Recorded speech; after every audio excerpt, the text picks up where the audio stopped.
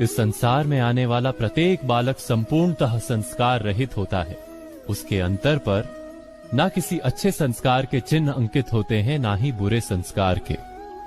अर्थात जन्म से बालक में ना कोई गुण होता है और ना ही कोई दोष। तो ये दोष अथवा गुण किस प्रकार प्राप्त होते हैं, क्या हमने कभी विचार किया है? जो बात माता पिता के मुख से निरंतर सुनी जाती है, वही बात उनकी संतानों के हृदय का संस्कार बनती है। जैसे किसी गांव में नदी तट तक एक पगडंडी बन जाती है केवल उस मार्ग पर बार बार चलने के कारण।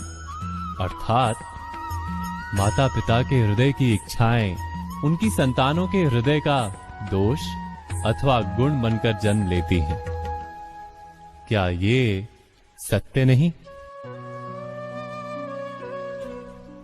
पर फिर भी जब उनकी संतानों में कोई दोष दिखाई देता है तो माता पिता आश्चर्य और दुख से भर जाते। माता पिता का हृदय ये प्रश्न करता है कि उनकी संतानों में ये कुसंस्कार आए कहां से। सत्य तो यही है कि माता पिता अपनी संतानों को अनजाने में ही कुसंस्कार के बीज दे देते हैं, जो उनके संतानों की हृदय भूमि पर कुसंस्कार का वृक्ष बनकर उगता है। अर्थात अपनी संतानों को सुसंस्कारी और धर्ममय बनाने की आशा रखने वाले प्रत्येक माता पिता को प्रथम अपने हृदय की इच्छाओं पर अंकुश रखना क्या अनिवार्य नहीं?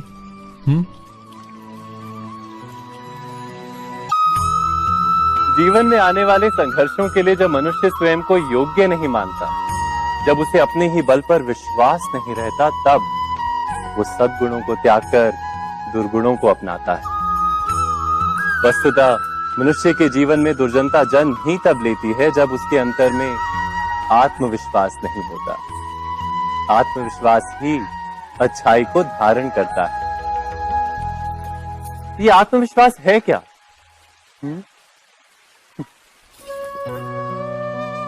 जब मनुष्य ये मानता है कि जीवन का संघर्ष उसे दुर्बल बनाता है, तो उसे अपने ऊपर विश्वास नहीं रहता। वो संघर्ष के पार जाने के बदले संघर्ष से छूटने के उपाय ढूंढने लगता है। किंतु जब वो ये समझता है कि ये संघर्ष उसे अधिक शक्तिशाली बनाते हैं, ठीक जैसे व्यायाम करने से देह की शक्ति बढ़ती, तो प्रत्येक संघर्ष के साथ उसका उत्साह बढ़ता है। अर्थात आत्मविश्वास और कुछ भी नहीं, मन की स्थिति, जीवन को देखने का दृष्टिकोण मात्र है। और जीवन का दृष्टिकोण तो मनुष्य के अपने वश में होता है। स्वयं विचार कीजिए।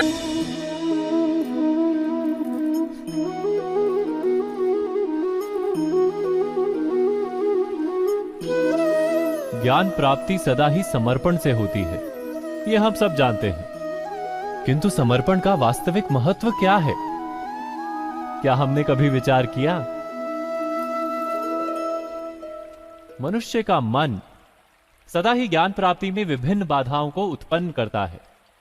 कभी किसी अन्य विद्यार्थी से ईर्ष्या हो जाती है, कभी पढ़ाए हुए पाठों पर संदेह जन्मता है और कभी गुरु द्वारा दिया गया दंड मन को अहंकार से भर देता है। नहीं, क्या ऐसा नहीं होता? न जाने कैसे कैसे विचार मन को भटकाते हैं और मन की इसी अयोग्य स्थिति के कारण हम ज्ञान प्राप्त नहीं कर पाते। मन की योग्य स्थिति केवल समर्पण से निर्मित होती है। समर्पण मनुष्य के अहंकार का नाश करता है, ईर्ष्या, महत्वाकांक्षा आदि भावनाओं को दूर कर हृदय को शांत करता है और मन को एकाग्र करता है। वास्तव में ईश्वर की सृष्टि में ना ज्ञान की मर्यादा है, ना ज्ञानियों की। गुरु दत्तात्रेय ने तो गाय और श्वान से भी ज्ञान प्राप्त कर लिया था। अर्थात विषय ब्रह्म ज्ञान का हो या जीवन के ज्ञान का या गुरुकुल में प्राप्त होने वाले ज्ञान का, उसकी प्राप्ति के लिए गुरु से अधिक महत्व है उस गुरु के प्रति हमारा समर्पण। क्या यह सत्य नहीं? सबके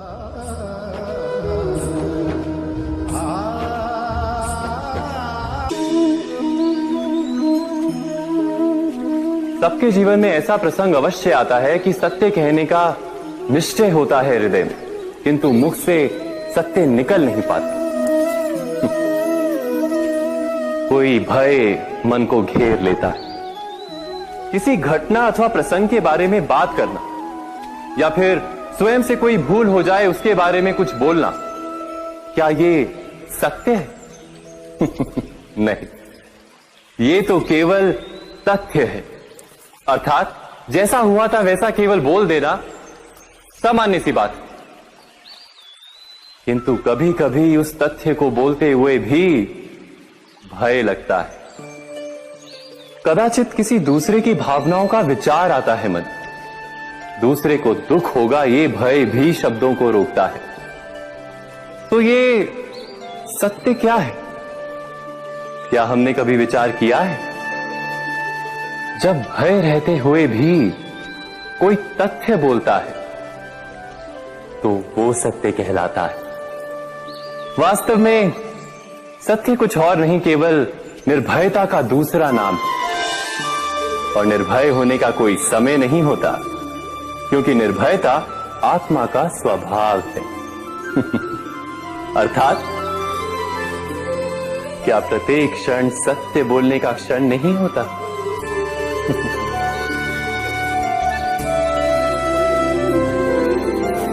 स्वयं विचार कीजिए। दो व्यक्ति जब निकट आते हैं तो एक दूसरे के लिए सीमाएं और मर्यादाएं निर्मित करने का प्रयत्न अवश्य करते हैं। हम यदि सारे संबंधों पर विचार करें तो देखेंगे कि इन सारे संबंधों का आधार यही सीमाएं हैं जो हम दूसरों के लिए निर्मित करते हैं। और यदि अनजाने में भी कोई अन्य व्यक्ति इन सीमाओं को तोड़ता है तो उसी क्षण हमारा हृदय क्रोध से भर जाता है। इन सीमाओं का वास्तविक रूप क्या है? क्या हमने कभी विचार किया? सीमाओं के द्वारा हम दूसरे व्यक्ति को निर्णय करने की अनुमति नहीं देते, अपना निर्णय उस व्यक्ति पर थोपते हैं, अर्थात किसी की स्वतंत्रता का अस्वीकार करते हैं। और जब स्वतंत्रता का अस्वीकार किया जाता है तो उसका हृदय दुख से भर जाता है। और जब वो सीमाओं को तोड़ता है तो हमारा हृदय क्रोध से भर जाता है। क्या ऐसा नहीं होता?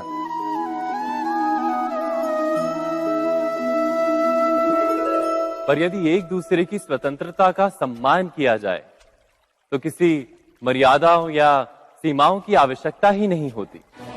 अर्थात जिस प्रकार स्वीकार किसी संबंध का देह है, क्या वैसे ही स्वतंत्रता किसी संबंध की आत्मा नहीं? स्वयं विचार कीजिए। श्रेष्ठता का क्या अर्थ है? श्रेष्ठता का अर्थ है दूसरों से अधिक ज्ञान प्राप्त करना।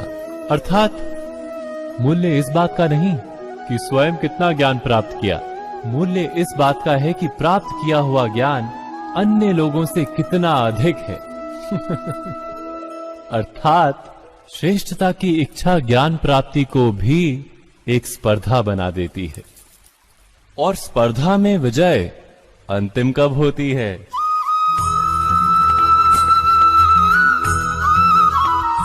कुछ समय के लिए तो श्रेष्ठ बना जा सकता है, किंतु सदा के लिए कोई श्रेष्ठ नहीं रह पाता। फिर वही असंतोष, पीड़ा और संघर्ष जन्म लेता है। किंतु श्रेष्ठ बनने के बदले यदि उत्तम बनने का प्रयत्न करें तो क्या होगा? उत्तम का अर्थ है कि जितना प्राप्त करने योग्य है वो सब प्राप्त करना, किसी से अधिक पाने की इच्छा से नहीं, मात्र आत्मा की तृप्ति हेतु कुछ प्राप्त करना। उत्तम के मार्ग पर किसी अन्य से स्पर्धा नहीं होती, स्वयं अपने आप से स्पर्धा होती है। अर्थात उत्तम बनने का प्रयत्न करने वाले को देर अबेर सारा ज्ञान प्राप्त हो जाता है, बिना प्रयत्न के ही वो श्रेष्ठ बन जाता है। किंतु जो श्रेष्ठ बनने का प्रयत्न करता है वो श्रेष्ठ बने या ना बने, उत्तम कभी नहीं बन पाता।